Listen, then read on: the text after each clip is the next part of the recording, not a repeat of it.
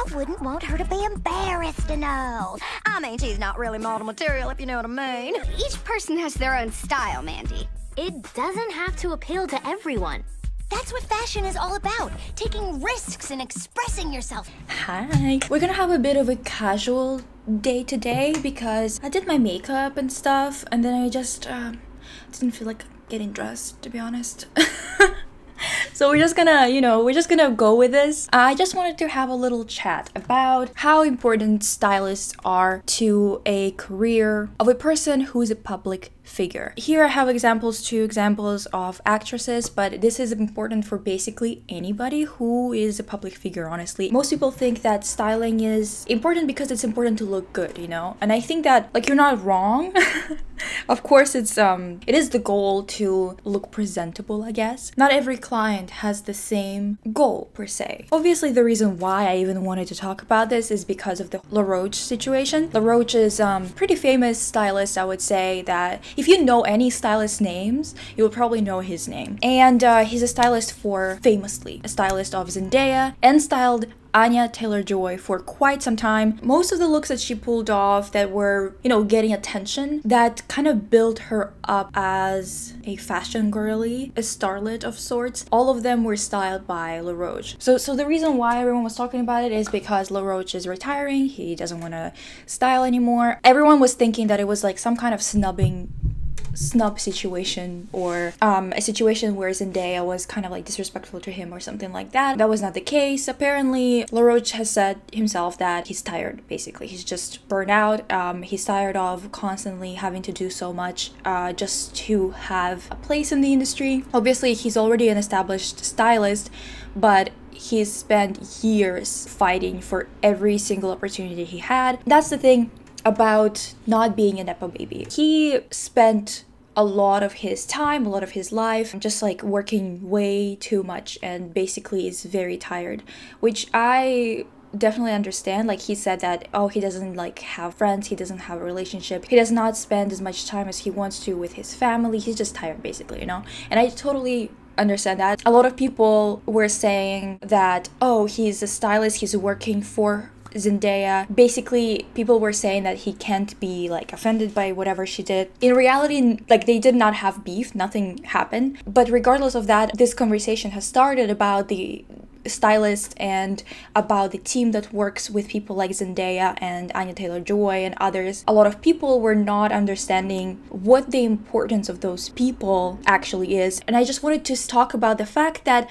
stylists are just as important to the client as the client is important to the stylist when it comes to relationships like these ones, Zendaya and Roach. First of all, this is very rare. This is not like a rule, that a stylist has such a good relationship with a client or such a long-standing relationship, first of all. Second of all, this collaboration worked very, very well, to the point where it was actually building both of their careers. Styling is important because the thing is, in Hollywood, or not even in Hollywood, honestly, a lot of people do that in general. People oftentimes hire others for their image rather than their talent or their expertise, and that's kind of the reason why styling can be so important, because with styling you can basically predict the trajectory of your career if it's done right. If you style somebody correctly in a way that serves what kind of roles they want in the future, having a particular image that would be wanted, that would be desirable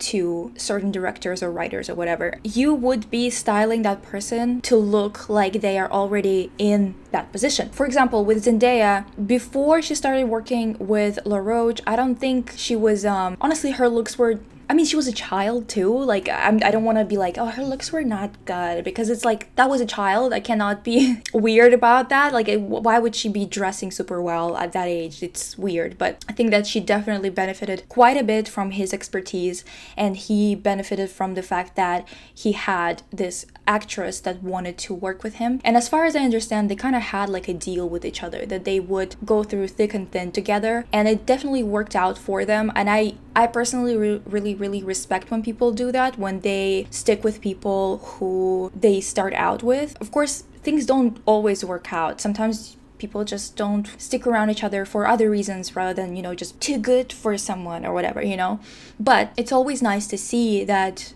someone succeeded by, you know, supporting each other and working together for a really long time. It's been like 10 years of them working together, if not more. I think that this is admirable that they pulled that together, you know, and the fact that Zendaya definitely was barely a celebrity when they started working. Same with Roach, she was barely a, you know, stylist, mostly because of, again, the optics of it, not because they did not have talent. And the fact that this industry, or at this point, all industries are very much nepotism. You can kind of predict what people are even going for in their careers and what they want to do in the future based on their styling, if it's done correctly. For example, I know for a fact that Sydney Sweeney is really leaning into a very specific image that she wants to profit off of in the future. She is definitely trying to pivot towards a hot star, you know, like sex appeal kind of star, everyone's dream girl kind of star. Actresses who have done this before would be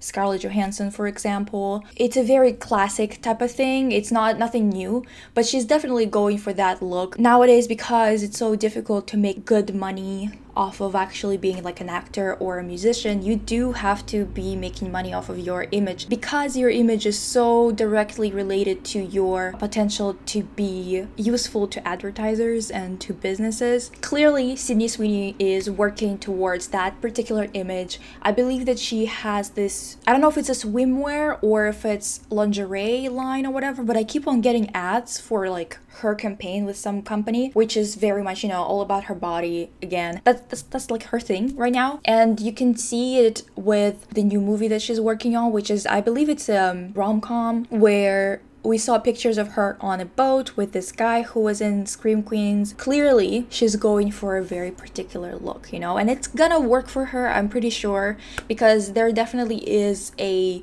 void in terms of that type of starlet of her age taking some space in the industry, so I think it's gonna work out for her. But definitely most of her career right now is shaped by her stylist, and I don't mean that other people are not working hard to do something with her career or that she isn't, you know, deciding on things or whatever, as much as I just think that the stylist is the most successful out of all of them right now, because when she was doing a lot of press during Euphoria season 2, it was not going well for her. People are a little bit tired of a lot of the narratives that journalists are trying to push. It was kind of the same with Elordi, like, what the fuck is his first name? Jacob Elordi. He had that photo shoot where the journalists, when they wrote the piece about him, they called him like a return of the movie star or something like that. I don't remember exactly, but it was like something along those lines. And the general public is tired of being told how to feel about stars. I would generally say that all of them need to stop with headlines like this because they are so corny and they just don't work anymore. I keep on seeing this shit whenever I walk into a store. I see a Vogue and there's something stupid like, this celebrity is ready to speak out and she is the voice of a generation or something like that, you know? And it's just like, I understand that you're supposed to spin the narrative, you're supposed to create an image to profit off of it because that's just how this works, you know? But it's corny as hell. Like, figure something else out. I think that people are fatigued from all of the terminology used, from all of this like old school bullshit. Styling can oftentimes shape someone's career. You can tell where someone is going. I'm telling you, in the next 5 years, Sydney Sweeney is gonna be the sex symbol of America. She's going to be on every magazine, Vogue, anything, with a lot of emphasis on her sex appeal. This is gonna be her image, the, you know, Marilyn Monroe kind of stuff. They're gonna try to emulate this type of image. I think it's going to be somewhat successful. I don't know how long she's gonna last because of her questionable background, but at the same time, you know, America loves a bit of that shit, so if you know what I'm talking about, you know. Let's see. This is my prediction for her. With Anya Taylor-Joy, I'm a little bit worried for her in terms of styling because now she is not with Roach and she is with Dior. I like Anya and I like Zendaya. I hope both of them are going to continue to have a great fashion career, that they're going to keep on getting good deals and stuff like that. I am a little worried for Anya because I keep on seeing her in some dresses that have this length that's not flattering for her. But recently it's been happening a lot more. Where's little Pika? Basically, I just wanted to talk about the importance of styling. By the way, an update for the Brat stuff, 80% done with the writing of the script, of the entirety of it. I am like 67% done with filming, 50% done with editing. So I am getting there. I think that I have like 2 parts left to film. So I'm so close, girl. I'm so close. I can almost taste it. I'm so excited about that. And yes, I am going to tease it like crazy. It's gonna be really fun. I'm really excited. I think you guys are gonna love it. I'll see you soon. Bye. Pika.